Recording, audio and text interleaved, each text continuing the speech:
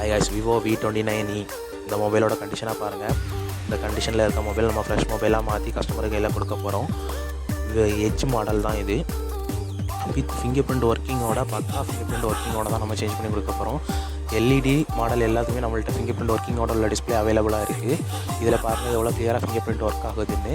உங்களுக்கும் display change பண்ணணும் அப்படின்னா என்னோடய நம்பர் கீழே கொடுக்குறேன். வாட்ஸ்அப்புக்கு மெசேஜ் பண்ணுங்கள், அப்படி இல்லைனா காண்டாக்ட் பண்ணி கேளுங்க. ஓகே.